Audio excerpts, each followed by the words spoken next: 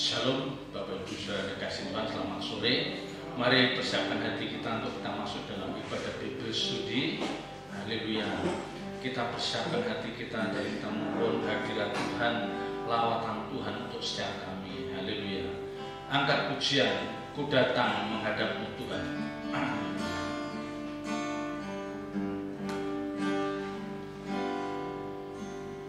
Ku datang menghadapmu Tuhan, terimalah diriku Tuhan, perkenankan diriku ada di hadirat-Mu, masuk ruang suci-Mu bersama para malaikat-Mu. Ku sujud menyembah padamu,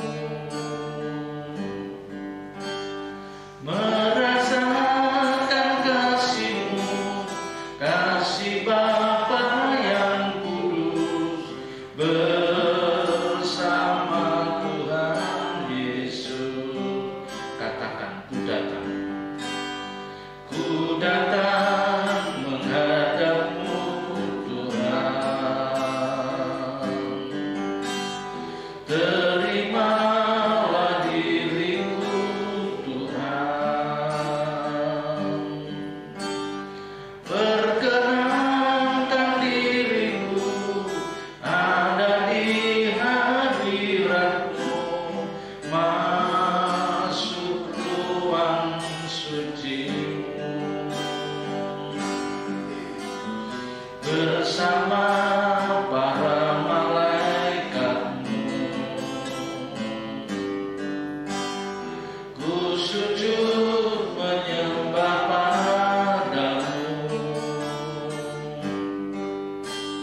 merasakan kasih-Mu, kasih Bapa yang kudus, bersama Tuhan Yesus.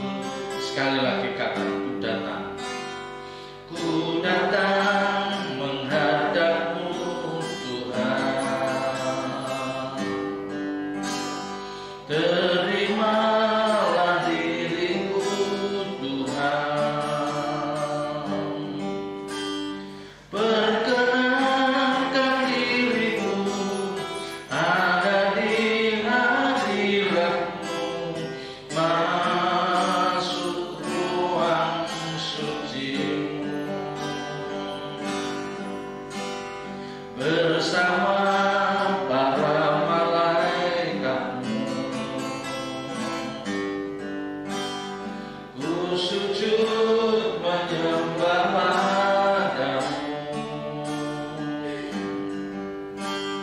merasakan kasih-Mu, kasih Bapa yang kudus, bersama Tuhan Yesus. Kau yang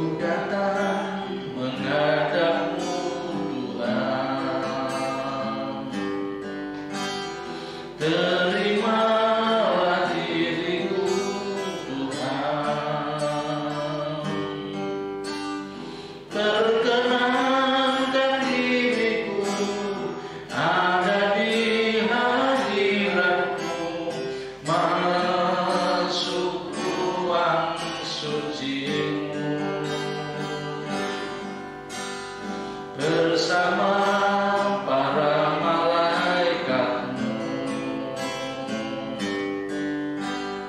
Ku sujud menyembah padamu, merasakan kasih-Mu, kasih Bapa yang kudus bersama Tuhan Yesus.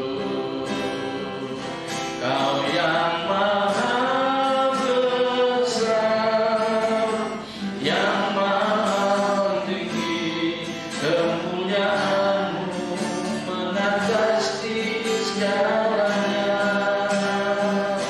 Hanya Kau yang layak dipermuliakan, terpuji selamanya nama-Mu Tuhan. Kau yang maha besar, yang maha tinggi, kemuliaan-Mu mengatasi segalanya. Hanya Kau yang layak dipermuliakan, terpuji selamanya nama-Mu Tuhan. Kau yang maha besar, Kau yang maha besar, yang maha tinggi, kemuliaan-Mu mengatasi segalanya. Hanya Kau yang layak dipermuliakan, terpuji selamanya nama-Mu Tuhan. Terpuji selamanya nama-Mu Tuhan. Terpuji selamanya nama-Mu Tuhan. Haleluya. Terpujilah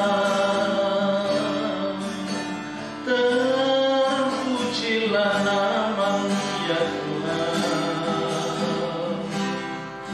Hanya Engkau yang layak ditinggikan, hanya Engkau yang layak diagungkan. Sembah bagi-Mu, sembah bagi-Mu, Maharaja Allah Israel. Elohim Yahweh sesembahan kami, Kaulah satu-satunya Allah yang benar. Sembah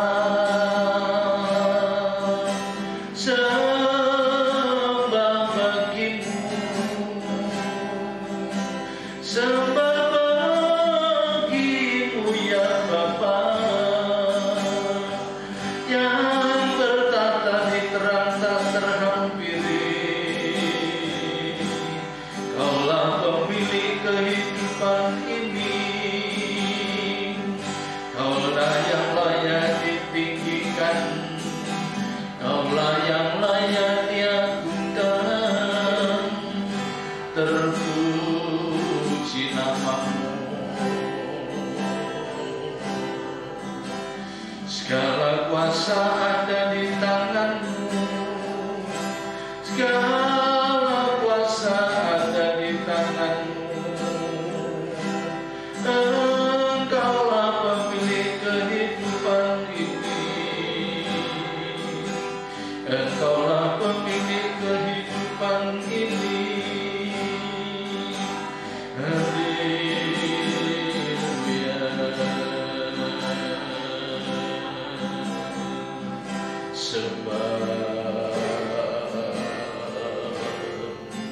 Sembah bagi-Mu.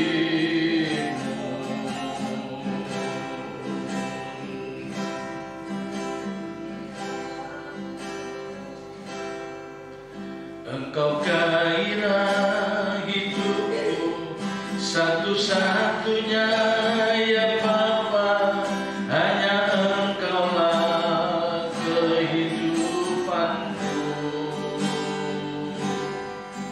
Tak ada kebahagiaan apapun selain dirimu, hanya Engkaulah bahagiaku.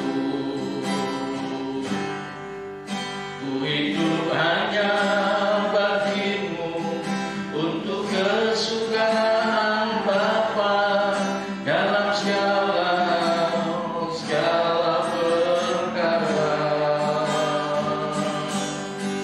Itu kebahagiaan yang benar dan sesungguhnya, membahagiakan hatimu Tuhan.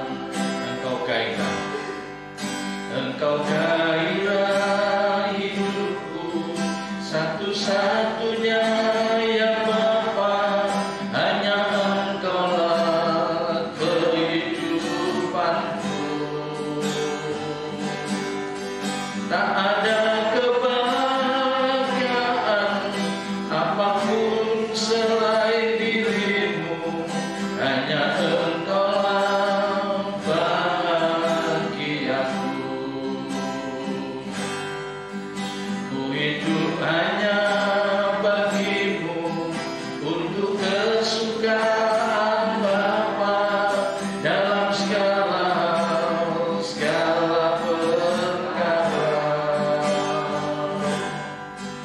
Itu kebahagiaan yang benar dan sesungguhnya, membahagiakan hatimu Bapa.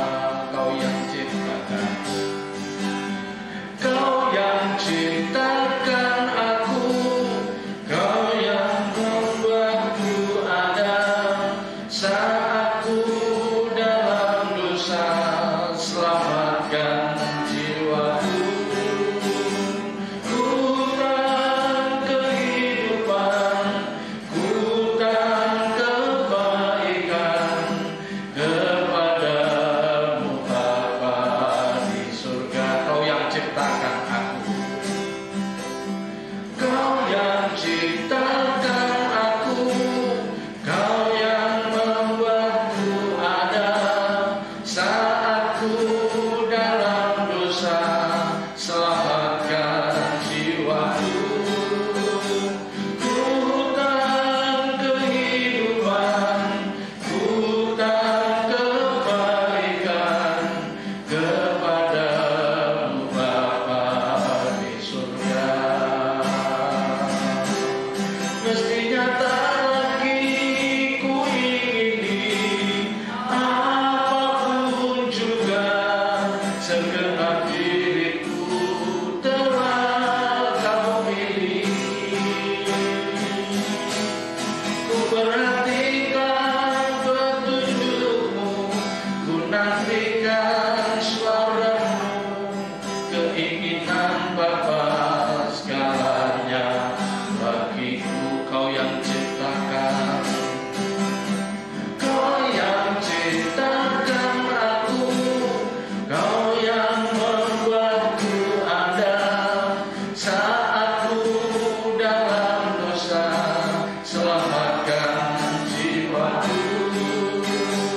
Ku tak kehidupan, ku tak kebaikan kepadamu Bapa di surga. Mestinya tak lagi ku ingini apapun juga, segenap diriku telah Kau pilih. Ku perhatikan petunjukmu, ku nantikan suaramu, keinginan Bapa segalanya bagiku. Mestinya tak lagi ku ingini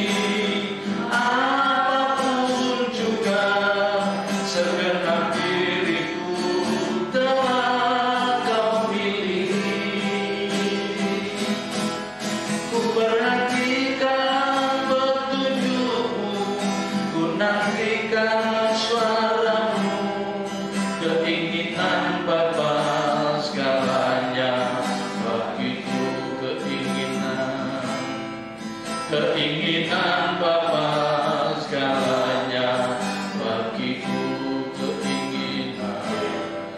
keinginan Bapa segalanya bagiku. Haleluya. Terpujilah namamu, terpujilah namamu. Hanya Engkau yang kami ingini, hanya Engkau yang kami rindukan.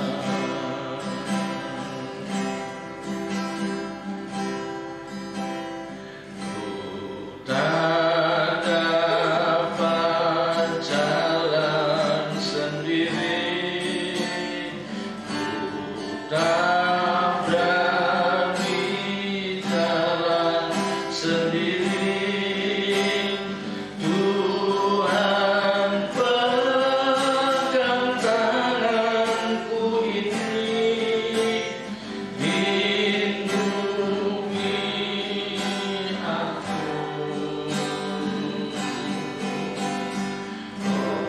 Oleh belas kasih-Mu Tuhan, Kau memberiku kekuatan, menopang dalam kesesakan, lindungi aku.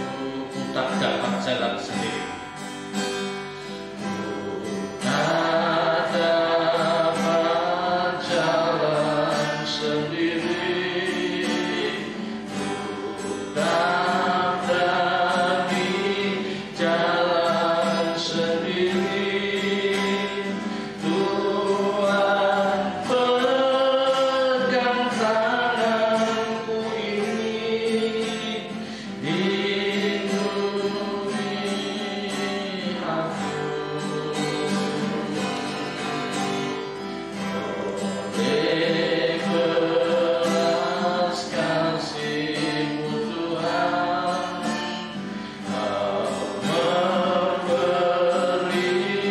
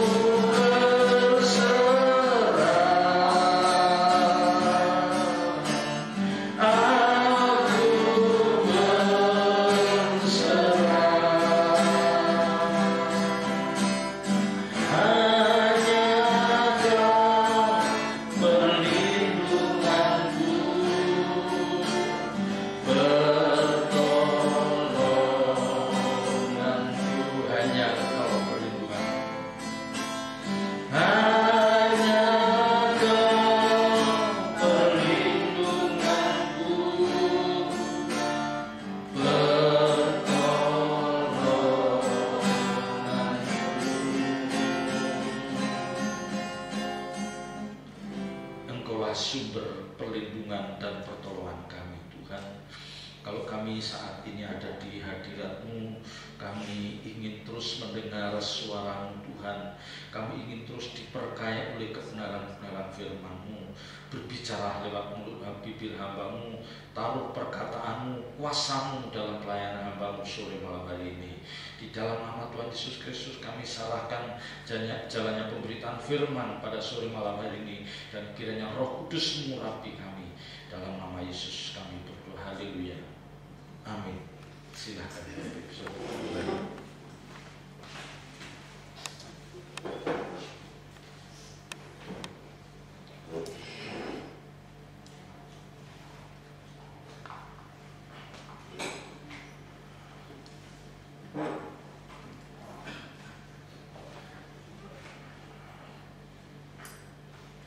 Bapak Ibu saudara dikasihi Tuhan, saya terus mengingatkan bahwa kita harus memiliki pemahaman yang benar. Kita harus memiliki pemahaman yang benar tentang kekristenan yang sudah bertahun-tahun kita jalani ini. Ya, harus memiliki pemahaman yang benar. Kenapa saya mengatakan demikian? Ya, karena di luar sana ada banyak suara yang ini bisa membahayakan bagi setiap kita. Ya, ini yang bisa membahayakan. Saya mengatakan demikian karena ada banyak konsep yang mengatakan bahwa ketika kita menjadi orang percaya, ketika kita menjadi orang-orang yang setia ibadah melayani Tuhan, itu kita merasa seperti orang-orang yang sudah dipilih. Ya, kita sudah seperti orang-orang yang dipilih, dan ini yang paling menakutkan, dan kita tidak akan pernah tersandung dan tidak mungkin kita terbuang dari hadapan Tuhan. Ya, ini kurang tepat. Ya. Jadi perjalanan hidup kekristenan kita yang berpuluh tahun ini belum menjadi jaminan bagi keselamatan jiwa kekal. Ya, belum menjadi jaminan.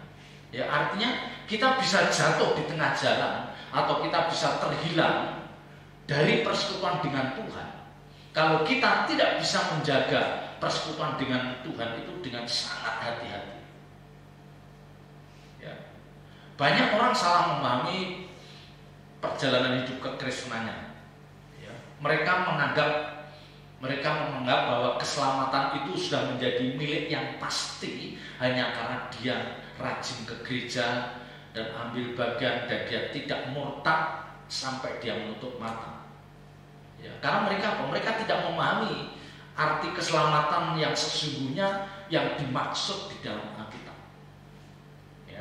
Jadi kalau Alkitab mengatakan diselamatkan itu bukan hanya kita tidak masuk neraka. Bukan itu. Ya, kalau hanya asal tidak masuk neraka, orang non-Kristen juga bisa tidak masuk neraka. Ya. Yang dimaksud keselamatan itu, yang dimaksud Alkitab ketika berbicara tentang keselamatan itu, ketika kita itu ada bersama Tuhan di langit baru, bumi baru, di Yerusalem baru, dipermuliakan bersama Tuhan. Itu keselamatan yang dimaksud. Ya. Jadi ketika Bapak Ibu ada masuk dalam Yerusalem baru, yang Alkitab katakan tanahnya saja dari emas, ya, dinding-dindingnya dari permata yaspis yang begitu indah, yang tidak bisa dibandingkan dengan keindahan apapun yang ada di dunia ini, tidak bisa. Dan kita masuk ke Yerusalem baru, kita masuk ke langit baru, bumi baru. Itu yang keselamatan yang dimaksud Alkitab. Jadi jangan asal tidak masuk neraka. Wah, ini bukan keselamatan yang dikehendaki Alkitab. Ya. Dan orang kalau konsepnya asal tidak masuk neraka, biasanya orang ini nanti di tengah jalan akan jatuh, bahkan dia bisa murtad. Karena konsepnya hanya seperti itu, asal nggak masuk neraka. Ya, ini orang-orang yang ambigu, yang dia ingin menikmati indahnya dunia, mati dipermuliakan masuk surga bersama Tuhan. Ini konsep tidak ada di dalam kekristenan. Ya, ingin menikmati keindahan dunia senyaman-nyamannya, mati bukan masuk surga, dipermuliakan bersama Tuhan. Itu bukan konsep kekristenan yang benar. Karena dengan jelas Alkitab katakan, kalau kamu dipermuliakan bersama Tuhan, kamu harus bersekutu dalam penderitaannya. Harus menderita.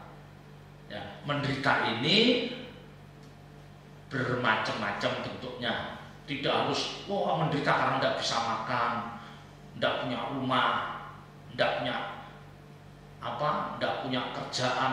Bukan itu. Menderita di sini pasti berhubungan dengan perasaan jiwa kita yang merasa selalu masuk dalam ujian, selalu masuk dalam ujian-ujian yang Tuhan inginkan. Jadi di sini yang tidak saya katakan adalah ada kemungkinan Bapak Ibu Saudara dan saya ini bisa jatuh, bisa terhilang. Maka ada ayat yang mengatakan, kerjakanlah keselamatanmu itu dengan takut dan gentar. Kerjakanlah keselamatan itu dengan takut dan gentar. Jadi jangan merasa bahwa kita pasti dipermuliakan. Wah, salah. Nanti di bagian lain Alkitab katakan, bertahanlah sampai pada kesudahan zaman. Ini kan menunjukkan bahwa perjuangan kita itu tidak berhenti sampai kita menutup mata.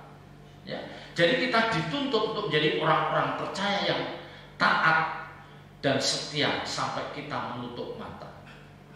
Nah, di sini saya mau mengajak Bapak Ibu Saudara, kita akan belajar dari kehidupan orang Yahudi, umat pilihan Allah, orang-orang Israel ini. Kita lihat di dalam kitab Roma pasal 11. Kitab Roma pasal 11, mulai ayat yang 11. Mulai ayat 11. Roma pasal 11 mulai ayat yang 11. Perikopnya adalah Israel tersandung, bangsa-bangsa lain selamat. Ayat 11. Maka aku bertanya, adakah mereka tersandung dan harus jatuh? Ini surat Roma itu ditulis oleh Paulus, ditujukan kepada jemaat yang di rumah. Katakan sekali-kali tidak, tetapi oleh pelanggaran mereka keselamatan telah sampai kepada bangsa-bangsa lain supaya membuat mereka cemburu. Ada kalimat, apakah Israel itu tersandung lalu jatuh? Adakah mereka itu tersandung lalu jatuh? Tidak. Kalau orang tersandung, kalimat orang tersandung itu dia tidak tahu ada sesuatu yang membuat dia tersandung. Kan kita nggak mungkin ada yang biasanya membuat kita tersandung itu kan batu, bata atau kayu yang di depan kita yang kita tidak melihat. Akhirnya kita tersandung. Tapi kalau kita melihat terus kita nerjang, itu bukan tersandung, memang sengaja kita nabrak itu. Kalau dikatakan tersandung itu dia tidak tahu bahwa itu ada batu, ada benda yang bisa membuat kita tersandung. Dikatakan apakah mereka tersandung? Tidak, mereka tidak tersandung. Mereka tidak tersandung, tetapi oleh pelanggaran mereka tahu ada hukum yang harus ditaati. Dia tahu, Israel tahu ada hukum yang harus ditaati. Dia tahu Elohim Yahweh yang harus disembah, yang harus diagungkan. Tetapi mereka Mereka memilih katakan apa? Tetapi oleh pelanggaran mereka. Jadi mereka memang sengaja melanggar. Mereka sengaja melanggar. Jadi Israel bukan tidak tahu bahwa dia tidak boleh menyembah ilah lain, itu tahu. Itu tahu Israel. Dan ini satu hal ini yang menjadi penghambat utama Israel itu untuk berkenan di hadapan Allah Bapa. Dia selalu ingin menghadirkan ilah lain seperti bangsa-bangsa di luar sana. Mereka punya Allah Tuhan. Dewa Molok, Dagon, Asitoret. Mereka melihat bangsa-bangsa itu punya Allah. Israel seringkali karena dia tidak melihat Allah secara fisik, dia berusaha untuk menghadirkan Allah dengan khayalan mereka. Seperti membuat lembu tuangan ketika dia menantikan Musa naik ke ke gunung nggak turun-turun, terus dia nyuruh Harun membuat lembu tuangan terus disembah. Ya. Apa mereka tidak tahu? Mereka tahu. Ya, bahkan setelah Musa memperkenalkan Dekalog, ya, hukum Taurat, mereka tetap memang dasar orang ini tegar tengkuk. Ya, jadi bukan tersandung, Israel itu bukan tersandung, mereka memang menabrak hukum itu. Nah, ini peringatan bagi Bapak Ibu Saudara dan saya. Jadi kalau kita itu jatuh, kalau ada orang percaya itu jatuh, ada orang percaya itu sampai terpisah dari hadirat Tuhan, bukan berarti dia tidak tahu Injil, dia tahu. Ya, bukan tidak tahu, dia tahu, tetapi dia lebih ingin menuruti keinginan dagingnya. Ya, sama, kita itu bukan kok tersandung, kita itu apa? Menyandungkan diri, kita memang ingin menabrak aturan yang sudah ditetapkan oleh Tuhan lewat Injil itu, kita memang nabrak. Kita tahu bahwa kita itu harus lemah lembut ngomong sama orang tua. Bukan nggak tahu, tapi kenyataannya mereka lebih senang melukai hati orang tuanya, melukai hati orang yang lebih tua, ya, melukai hati bawahannya, memperlakukan tidak pantas. Apa mereka tidak tahu? Mereka tahu, tidak mungkin tidak tahu, kecuali mereka tidak pernah ke gereja, mungkin. Ya. Jadi kadang-kadang kita itu bukan kok kita seperti orang, sama seperti orang Israel tersandung.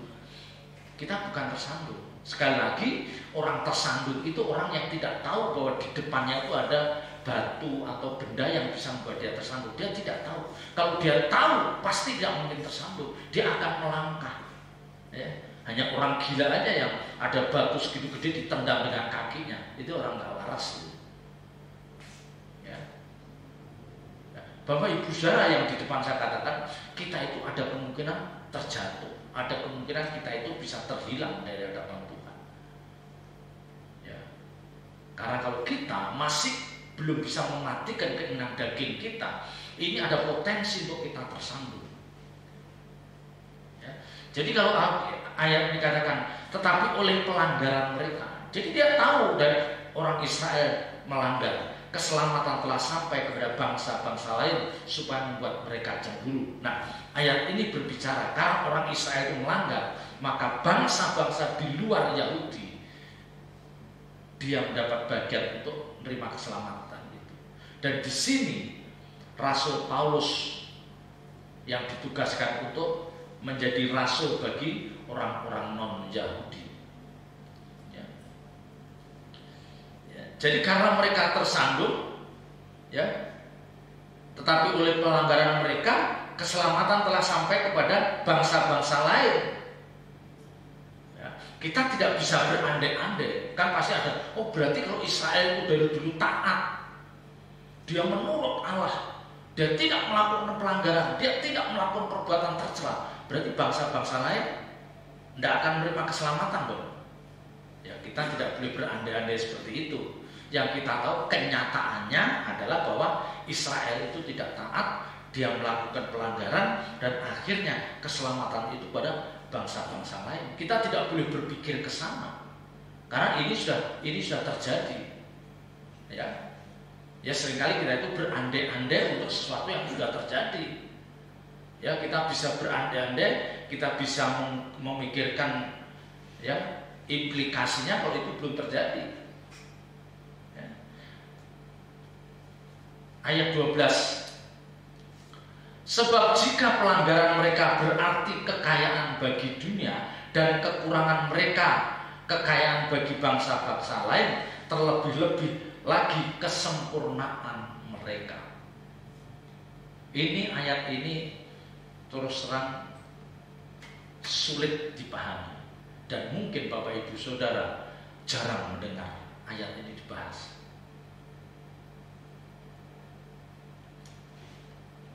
Ya. Coba kita baca pelan-pelan. Sebab jika pelanggaran mereka berarti kekayaan bagi dunia. Jadi ketika Israel itu tidak taat, ya, dia tidak taat, dia melakukan pelanggaran-pelanggaran. Ayat 11 tadi katakan maka apa? keselamatan telah sampai kepada bangsa-bangsa itu. Ya, pelanggaran mereka berarti kekayaan bagi dunia. Ini kekayaan. Ya. Karena setelah mereka mendengar korban Kristus di kayu salib itu seperti mendapatkan sesuatu yang sangat bernilai dalam hidup kita. Ya. Jadi di sini Paulus mau menggambarkan ya, pelanggaran orang Yahudi, pelanggaran orang-orang Israel itu menjadi kekayaan dunia, dan bahkan kekurangan mereka menjadi kekayaan bangsa-bangsa lain, apalagi kesempurnaan mereka. Ya, apalagi kesempurnaan mereka. Nah, di sini Bapak Ibu Saudara, di sini ya, di sini kita diperlihatkan dengan kelebihan orang Israel sebagai bangsa pilihan. Ya, kita tidak bisa protes, kita tidak boleh mempertanyakan kenapa bangsa Israel dijadikan umat pilihan, alasannya apa? Oh, kita tidak bisa protes. Yang jelas memang kita katakan orang Yahudi, orang Israel itu umat pilihan Allah. Itu sudah ketetapan. Tetapi yang harus kita ingat adalah ini yang penting. Kalau dikatakan orang Israel, bangsa Yahudi itu adalah umat pilihan Allah, itu bukan berarti bahwa mereka itu lebih mudah masuk surga. Tidak. Ya. Kenapa bangsa Yahudi ini dipilih ya menjadi bangsa pilihan? Karena apa? Karena dari bangsa ini akan lahir Mesias. Yang pertama, dari bangsa ini akan lahir Mesias. Yang kedua, lewat bangsa ini kita akan mengenal Allah yang benar lewat Taurat. Maka dikatakan bangsa pilihan. Karena memang Tuhan harus memakai satu bangsa yang dipakai untuk menurunkan Mesias itu. Nah, Allah Bapa memilih orang bangsa Yahudi. Ini bangsa pilihan. Ya, karena lewat bangsa ini, lewat bangsa ini akan dilahirkan Mesias, Juru Selamat. Dan lewat bangsa ini kamu akan mengenal Allah yang benar. Dan lewat bangsa ini kamu akan mengenal Taurat, kebenaran firman Allah. Tetapi bangsa ini tidak punya keistimewaan secara individu, tidak ada. Jadi kalau mereka terus mudah masuk surga, enggak, mereka melanggar, dihabisin juga sama Tuhan.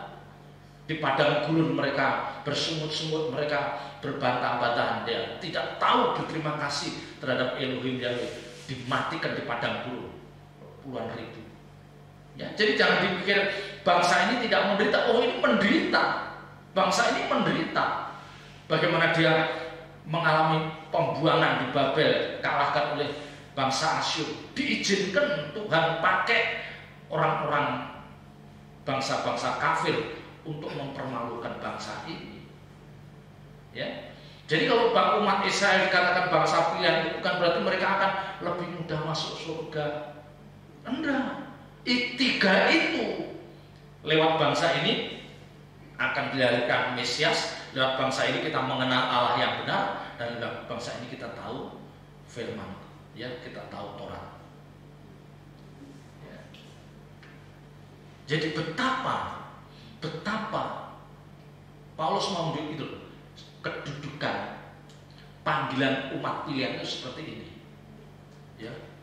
Kita bisa membayangkan pelanggaran mereka itu berarti kekayaan bagi dunia. Ya. Dan kekurangan mereka itu kekayaan bagi bangsa-bangsa lain. Terlebih-lebih kesempurnaan mereka. Apalagi kalau orang Israel itu sempurna. Nah, nanti ayat-ayat di belakangnya akan mengatakan hal itu. Ya. Tetapi sekali lagi kita jangan memikirkan, kita jangan berandai-andai kalau Israel itu taat berarti orang nggak diselamatkan. Kita nggak usah berpikir ke sana. Ya, kenyataannya orang Israel itu tidak taat. Kenyataannya dia melakukan pelanggaran, dan olehnya bangsa keselamatan bisa menjadi milik bangsa-bangsa lain. Ya. Jadi ayat ini hanya akan menunjukkan betapa kedudukan bangsa pilihan itu begitu tinggi. Ya, umat pilihan itu begitu tinggi. Pelanggaran mereka pun kekayaan bagi dunia. kekurangannya kekayaan bagi bangsa-bangsa lain. Ya. Ayat 13. Ayat 13. Ya, memang ya saya ulangi tentang ayat 12 tadi. Ya, jadi di sini di ayat 12, saya balik ke ayat 12. Di sini Allah mau menunjukkan betapa agungnya bangsa Israel itu sebagai umat pilihan, sebagai bangsa. Ya, mestinya dia tahu sebagai umat pilihan, tahu keberadaan sebagai umat pilihan di hadapan Allah. Itu sangat penting bagi banyak bangsa yang lain. Ya, maka kita tidak heran kalau Alkitab mengatakan, barang siapa memberkati engkau, barang siapa memberkati Israel, barang siapa memberkati orang-orang Yahudi, mereka akan kuberkati. Dan siapa yang mengutuk engkau, mengutuk orang-orang Israel, mengutuk orang-orang Yahudi, mereka akan dikutuk oleh Tuhan. Coba, mana ada bangsa lain yang Tuhan mengucapkan hal ini? Tidak ada, hanya bangsa ini, karena memang bangsa pilihan. Siapa memberkati, diberkati, tapi siapa mengutuk, dikutuk oleh Tuhan. Ya, jadi di sini kita diajak memahami betapa sejatinya, luar biasanya keberadaan umat pilihan ini. Ya, tapi toh demikian, tidak otomatis, ingat, tidak otomatis Tuhan Allah Bapa tidak membuat otomatis bangsa Israel menjadi bangsa yang taat. Tidak. Tetap itu kembali kepada pribadi masing-masing. Setiap kita punya free will, punya kehendak bebas. Ya, kalau bangsa Israel itu taat, diberkati; tidak taat, dilaknat, dikutuk. Ya, itu dulu kehidupan perjanjian lama seperti itu. Ya, ayat 13. Aku berkata kepadamu, hai bangsa-bangsa bukan Yahudi. Ya, ini Paulus mengatakan pada bangsa-bangsa bukan Yahudi, justru karena aku adalah rasul untuk bangsa-bangsa bukan Yahudi, aku menganggap hal itu kemuliaan. Aku menganggap hal itu kemuliaan pelayananku. Paulus mau mengatakan pada orang-orang non-Yahudi, aku ini rasul untuk orang-orang non-Yahudi. Dia katakan, aku ini memang panggilanku sebagai rasul untuk orang-orang non-Yahudi. Dan Paulus tahu bahwa Paulus sendiri orang Yahudi. Ya, Paulus sendiri orang Yahudi. Dan dia tahu bahwa karakter suku, karakter bangsa ini, karakter umat Yahudi itu tegar tengkuk. Paulus tahu bahwa dia akan menghadapi pencobaan yang berat.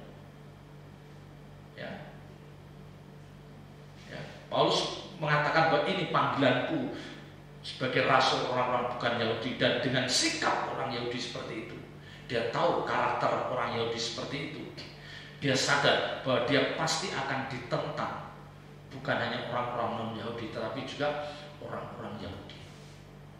Ya, hampir kebanyakan yang menghendaki kematian Paulus itu orang-orang Yahudi, karena bagi orang Yahudi Paulus itu dianggap sebagai musuh utama. Karena Paulus itu mestinya, orang-orang Yahudi berharap Paulus itu mestinya memberitakan Taurat itu. Ya. Tetapi kenyataannya Paulus dipakai untuk memberitakan Injil. Nah, itu orang Yahudi marah. Ya, orang Yahudi marah terhadap Paulus. Dan Paulus tahu konsekuensinya, bahwa aku tahu harga yang harus aku bayar dengan panggilanku untuk memberitakan Injil itu pada orang-orang non-Yahudi. Dia tahu bahwa aku pasti dimusuhi oleh kaum sebangsaku. Ya, dan kenyataannya demikian. Hampir orang-orang Yahudi semua memusuhi Paulus. Memang ada sebagian kecil yang bisa menerima. Ya. Tapi di sini Paulus katakan, dia tertantang untuk membawa orang-orang non-Yahudi itu untuk menerima Kristus. Dan ini tentu tidak mudah. Ya, pasti orang-orang Yahudi berpikir, kamu tidak berhasil memenangkan sebagian besar orang Yahudi untuk menjadi pengikut Kristus, tapi kamu justru melebarkan sayap memberitakan pada orang-orang non-Yahudi. Ya. Mungkin orang non-Yahudi tidak tahu, tidak memahami bahwa Paulus itu dipanggil untuk memberitakan Injil kepada orang-orang non-Yahudi. Ya, mungkin orang Yahudi tidak tahu, tetapi di sini Paulus mendeklar, dia mengatakan, aku rasul bagi orang-orang non-Yahudi. Olehnya dia tahu bahwa tantangan ini akan berat. Ya, dan kenyataannya memang berat. Ya, kalau kita lihat perjalanan pelayanan Paulus, nyaris kita tidak menemukan Paulus itu menikmati hidupnya, tidak menemukan. Dari satu tempat ke tempat yang lain, dia memberitakan Injil Kerajaan Allah, selalu ada orang-orang yang menentangnya. Ya, tetapi di sini Paulus mengatakan, ya, aku menganggap itu kemuliaan pelayanan. Itu kemuliaan pelayanan. Ya. Jadi Paulus menganggap bahwa tantangan yang besar itu, kalau aku mampu menjalani, itu kemuliaan pelayanan. Orang akan menilai, melabel pelayananku adalah pelayanan yang sangat berat, dan dia pasti terkesan dengan pelayanan. Pasti di dalam benak Paulus gitu. Ya, di dalam benak Paulus pasti berpikir, kalau toh aku harus mengakhiri hidup sebagai pelayan Tuhan dengan mati dengan cara yang mengenaskan, aku tidak masalah. Tetapi paling tidak mereka, orang-orang Yahudi dan orang-orang non-Yahudi yang melihat pelayananku, mereka akan menghormati, menghargai pelayananku, dan itu kemuliaan. Ya, itu kemuliaan. Nah, di sini Bapak Ibu Saudara, di sini pesan yang bisa kita tangkap. Ya. Kalau kita mengakhiri hidup ini, kalau sampai kita mengakhiri hidup ini, kita tidak pernah melakukan satu perbuatan yang itu bisa diingat banyak orang, biasa saja. Ya. Jadi kalau kita mengakhiri hidup ini hanya bisa menyediakan, ya, hanya bisa mewariskan harta jasmani kepada anak-anak kita, cucu kita, ponakan kita, orang tidak mengingat kita sebagai orang yang hebat, enggak. Apalagi kalau itu hanya harta jasmani. Ya. Tetapi kalau kita bisa, ya, melakukan sesuatu yang itu memberkati orang di luar keluarga kita, ya, jadi tidak ada hubungan darah. Misalnya sampai kita bisa memberikan rumah, misalnya, gara-gara kita, ya, mungkin tidak memberikan secara auto, tapi membayar DP-nya, kita bisa membawa orang itu menguliahkan sampai dia menjadi S1, S2. Ya. Orang ini akan meninggalkan jejak hidupnya yang luar biasa. Ya. Orang itu, ketika orang itu meninggal, keharuman namanya akan diingat. Keharuman namanya akan diingat oleh banyak orang. Dan orang yang merasakan kebaikan itu, dia pasti cerita ke anak cucunya,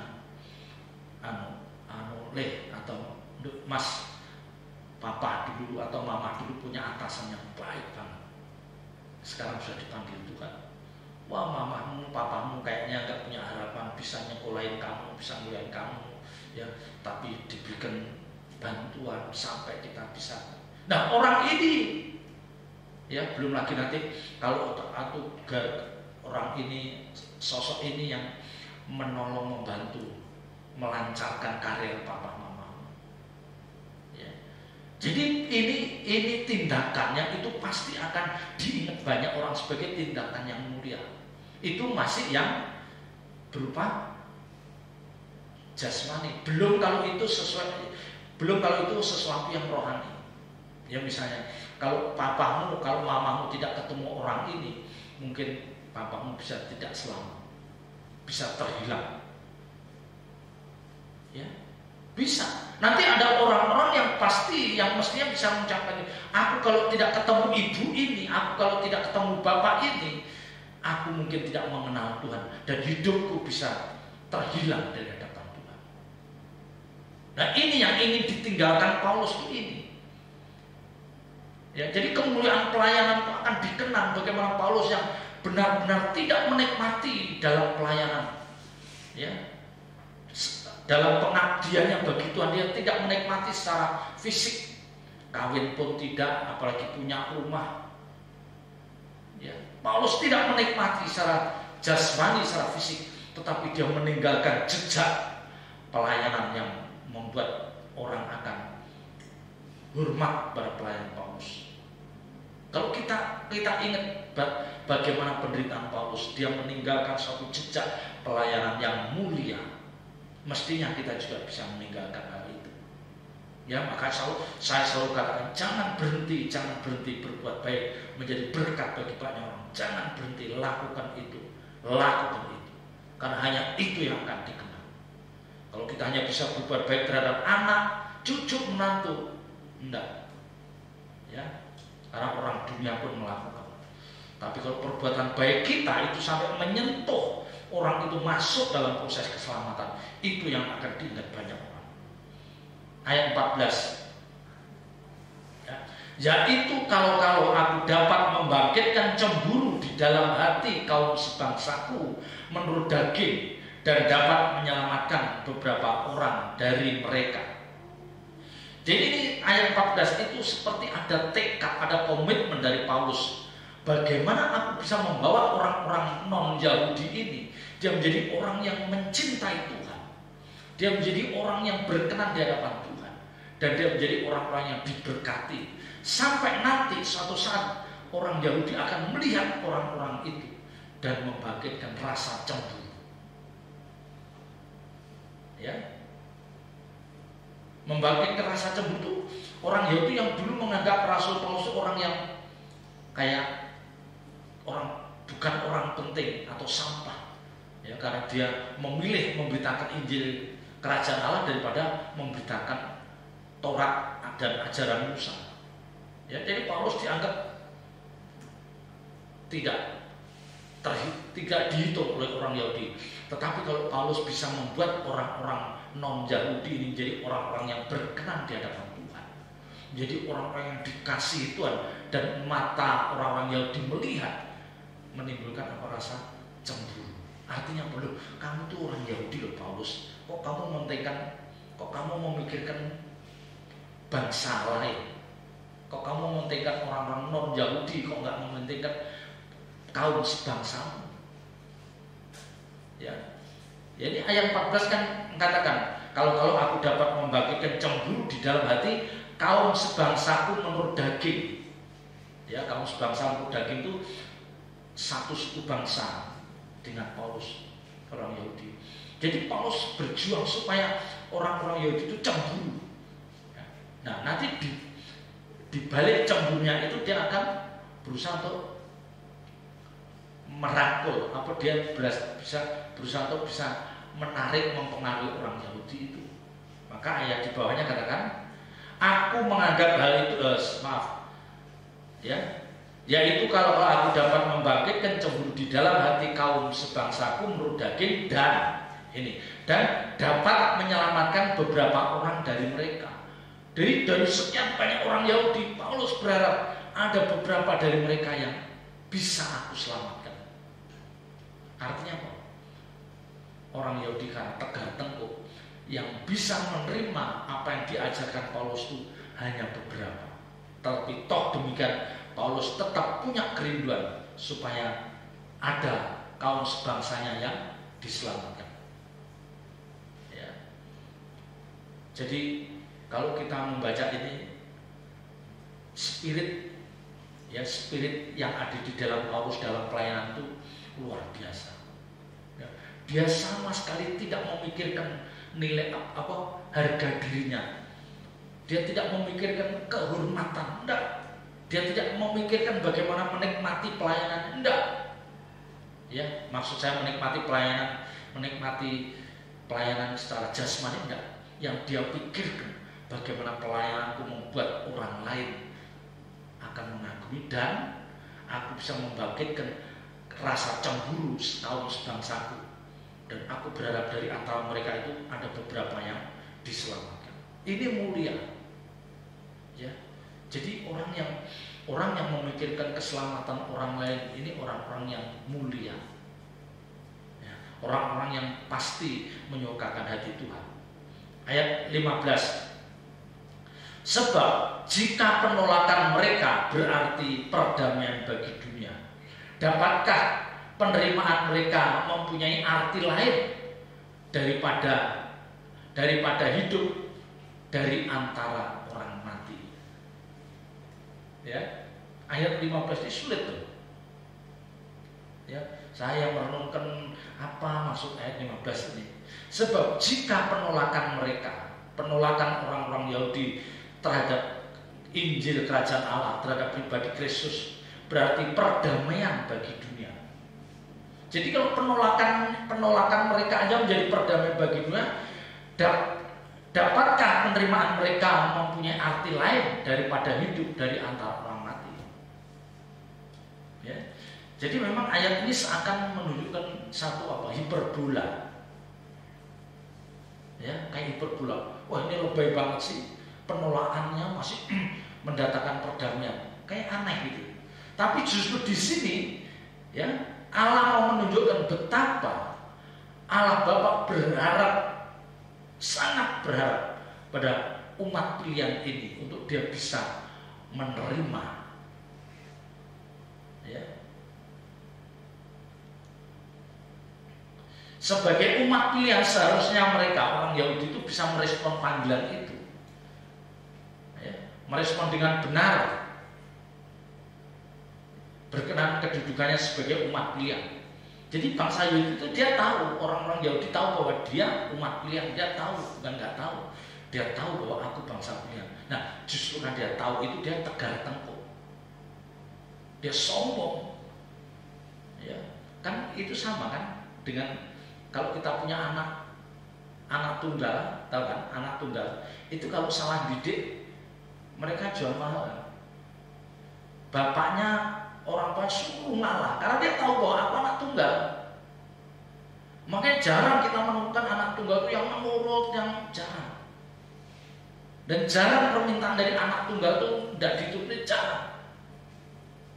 Ya, jadi anak-anak seperti ini makan hati bagi orang tuanya, mau dikasarin, aduh nanti kebablasan anak tunggal. Kalau mungkin anaknya 10, 8 main gampar aja, atau masih ada 7 misalnya, sekalipun juga nggak begitu juga kali. Tetapi kalau ini anak tunggal, dia berpikir, ya, berpikir. Sekalipun kamu nakal, sekalipun kamu bandel, aku tetap memberikan kamu karena kamu anak tunggal.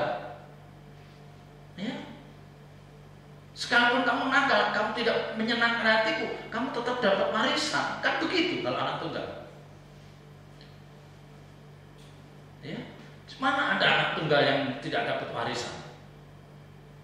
Tapi kalau anak ini anak tunggal yang benar-benar berkenan di hati Allah, mungkin anak tunggal berkenan di hati orang tuanya, mungkin orang tuanya tidak menyisakan warisan itu untuk orang lain. Semua untuk anakku karena dia menyukakan hatiku. Tapi karena anak itu tidak begitu menyukakan, dia pasti ponakanku itu baik. Coba berpikir seperti itu. Pasti Allah juga berpikir seperti itu. Orang tua yang punya anak tunggal yang dia tidak baik-baik amat, dia pasti memilah, menyisihkan warisan. Tidak 100% pada anak tunggal. Pasti dia punya keponakan-keponakan yang baik. Dia punya, pasti ada orang-orang yang menurut dia sangat baik, dan itu bisa dapat bagian dari warisan. Ya. Ini seperti dilema. Kamu nolak aja perdamaian dunia, apalagi kamu menerima.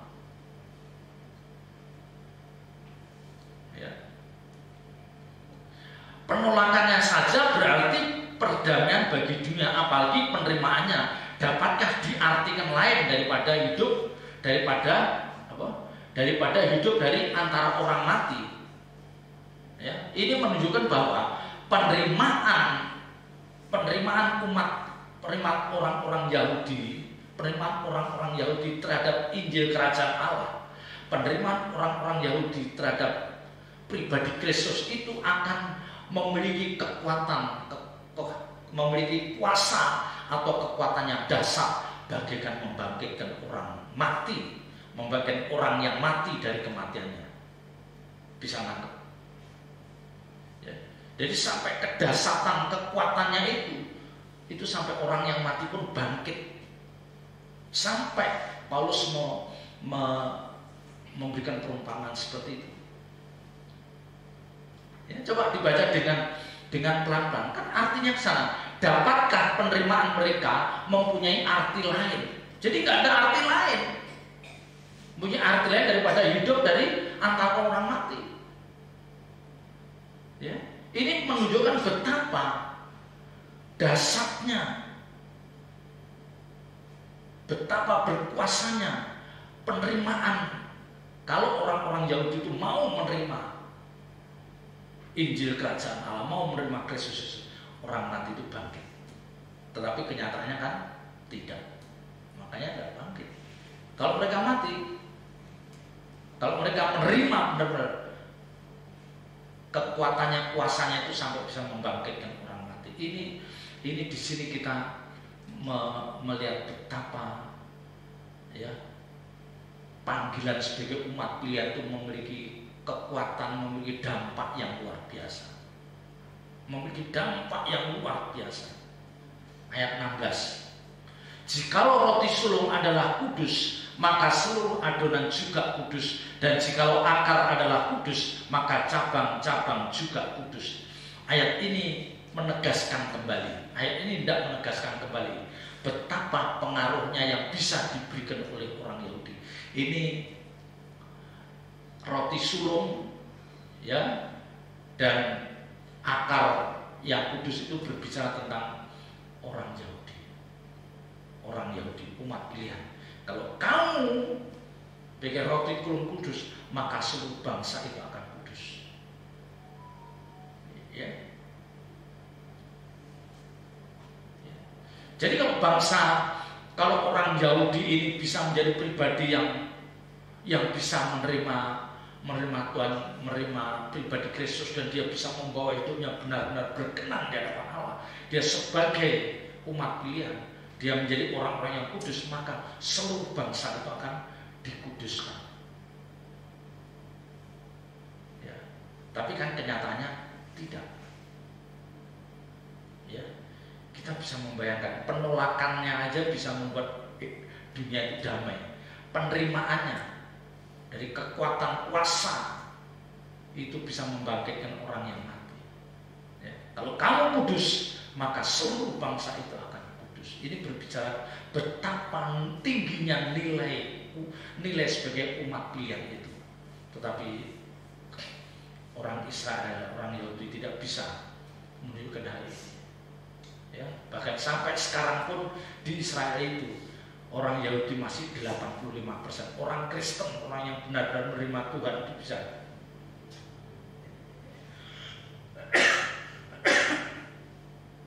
Itu tidak. Orang Yahudi yang menerima Yesus, yang mengakui Kristus sebagai juru selamat, Tuhan dan juru selamat, itu tidak lebih dari 7%. Bahkan lebih banyak orang Muslimnya. Itu kenyataan. Ya, itu kenyataan. Ya. Jadi kita bisa membayangkan sejatinya panggilan sebagai umat pilihan itu punya kekuatan, punya dampak yang luar biasa. Kamu kudus, maka seluruh bangsa ini akan kudus. Ya, yang roti sulung akar yang kudus itu, jika roti sulung adalah kudus dan akar adalah kudus, maka cabang-cabang juga kudus dan adonan juga kudus.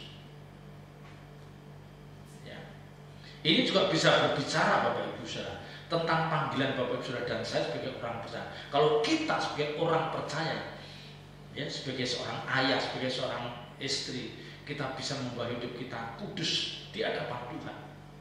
Ya, kita berjuang bagaimana kita hidup tidak bercacat celah, maka anak-anak kita pasti akan nurut. Anak cucu kita akan lihat papa, lihat mama, lihat oma, lihat opa. Dia menjalankan hidup seperti itu. Ya, itu cerminan juga. Itu cerminan supaya kita juga bisa membawa diri kita sebagai umat pilihan.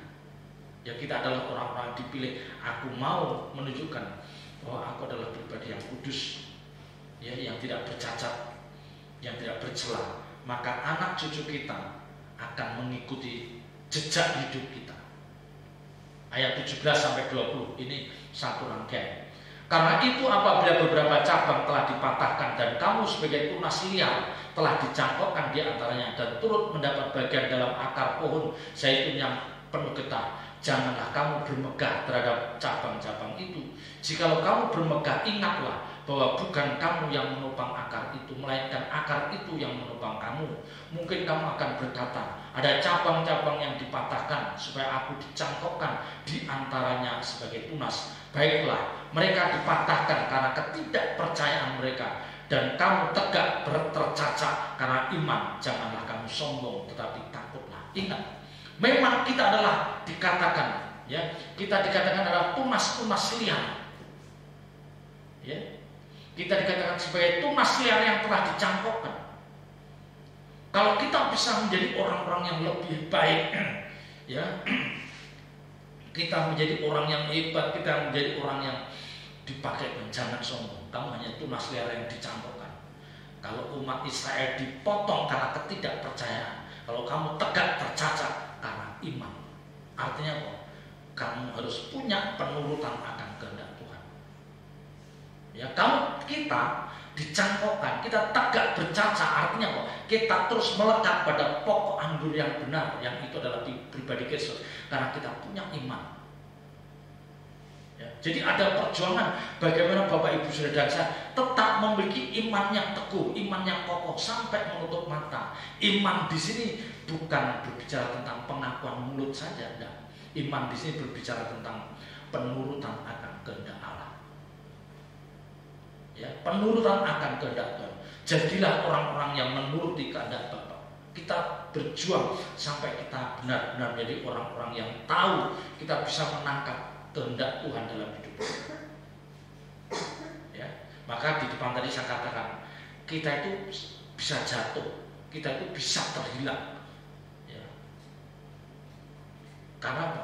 Kalau kita boleh melekat itu karena kita punya iman. Ya, kita punya iman. Kita tegak bercacat karena iman, karena kita percaya bahwa hanya karena percaya pada Kristus saja, maka aku boleh merasakan hidup yang seperti ini. Nah, iman di sini jangan hanya aku beriman, enggak. Iman di sini harus ditunjukkan, harus kita peragakan lewat hidup kita. Ya, iman ini harus kita peragakan, kita wujudkan dalam peragaan hidup kita. Sekali lagi, iman yang menyelamatkan harus diperagakan, harus diwujudkan dalam peragaan hidup kita. Bagaimana mulut kita lemah lembut, bagaimana kita mengasihi sesama, bagaimana kita bisa murah hati, bagaimana kita menjadi orang-orang yang tidak ingin membalas sakit hati, kita menjadi orang-orang yang tidak pernah menyimpan dendam apapun. Tidak. Tunjukkan itu. Ya, itu akan menunjukkan bahwa oh iya, kamu orang beriman. Ya. Jangan kita orang beriman mengaku beriman tapi orang tidak menikmati kebaikan kita. Sama sekali orang sekitar tidak menikmati kebaikan kita. Bahkan cenderung orang merasakan seperti terganggu kalau di dekat kita. Ini bukan orang beriman. Orang-orang yang beriman itu kehadirannya tidak mungkin mengganggu orang lain. Ingat itu. Orang-orang yang memiliki iman yang benar, kehadirannya tidak mungkin mengganggu orang lain. Dan dia pasti akan membawa damai sejahtera di mana dia berada. Karena kehadiran orang-orang yang punya iman yang benar itu dinantikan banyak orang. Ya, kalau dia orang percaya yang punya iman yang benar, dia akan berperilaku seperti perilaku Kristus. Ya, dia punya peragaan seperti peragaan hidup yang pernah diperagakan oleh Tuhan Yesus 2000 tahun yang lalu. Lemah lembutnya, mengalahnya, murah hatinya. Itu gambaran iman. Jadi kalau sekarang orang hanya menunjukkan iman lewat mulut dengan iman yang menyelamatkan itu harus bisa diwujudkan lewat peragaan hidup kita. Ya, lewat peragaan hidup kita.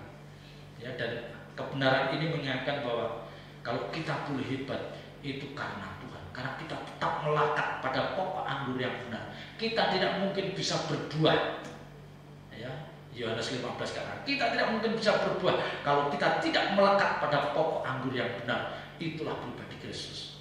Ya, jangan pernah kita terhilang meninggalkan pribadi Yesus.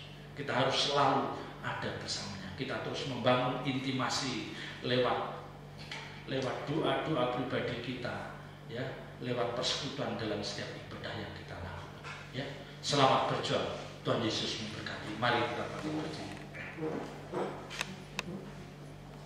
Kita angkat pujian, tenggelamkanku Bapa di dalam hadirat-Mu. Tenggelamkanku Bapa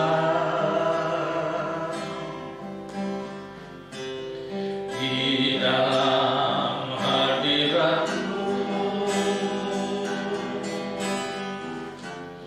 dimanapun ku berada,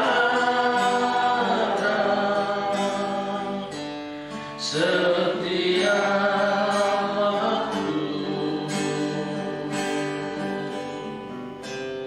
ku akhiri jalanku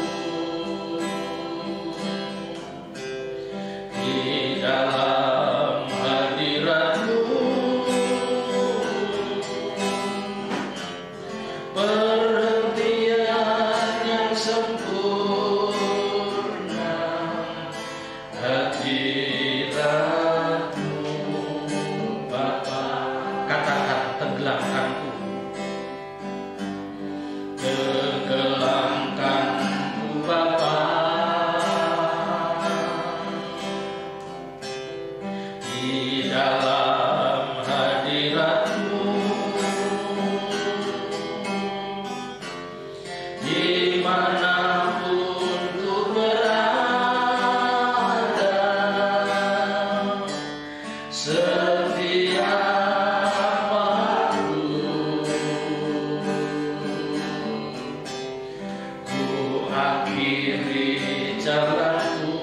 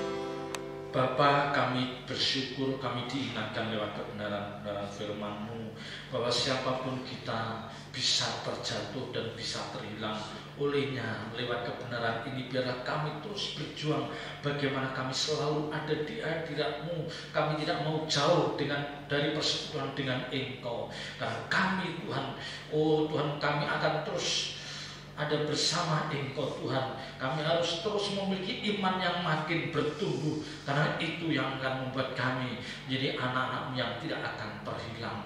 Terima kasih Tuhan, terima kasih meteraikan firman-Mu di dalam setiap hati kami dan ajar kami melakukannya. Roh Kudus tolong setiap kami dan bangkitkan gairah dan hasrat kami untuk kami terus membawa iman percaya kami itu makin meningkat, makin berkualitas. Bagaimana kami harus bisa memperagakan hidup yang mengasihi Engkau, hidup yang kami peragakan harus menunjukkan bahwa hidup ini bagi kepentingan-Mu saja Tuhan. Terima kasih Bapak, terima kasih. Kami menyerahkan sedang jemaat GSKI Aliat Jati Manggis yang hamba-Mu gembalakan, juga saudara-saudara kami yang setia mengikuti ibadah streaming ini. Bapak, kiranya Engkau memberkati saudara-saudara kami ini, memberkati pekerjaan mereka, memberkati usaha mereka, memberkati anak cucu menantu mereka, apapun yang mereka kerjakan menjadi berhasil, dan bila ini semua untuk kemuliaan nama-Mu. Kami menyerahkan bangsa dan negara kami dalam tangan kasih-Mu Tuhan. Pakai Bapak Presiden, Bapak Wakil Presiden, dan seluruh pejabat tinggi negara untuk mampu bisa membawa bangsa ini ke depannya menjadi lebih baik lagi. Dan kami percaya ini semua karena pertolongan-Mu. Terpuji nama-Mu kekal selama-lamanya. Bapak Ibu saya kasih Tuhan, angkat kedua belah tangan saudara, terimalah berkat yang dari Allah Bapa. Kekasih-kekasih Tuhan, biji mata Tuhan, terimalah berkat-berkat surgawi, berkat jasmani, damai sejahtera yang dari Allah Bapa, cinta kasih-Nya yang kekal dari Tuhan Yesus Kristus, dan dalam penyertaan kuasa Roh Kudus-Nya mulai saat ini sampai Maranatha. Tuhan menyertai perjalanan hidup Bapak Ibu saudara. Dalam nama Tuhan Yesus Kristus kami berdoa dan mengucap syukur, dan semua yang percaya katakan amin.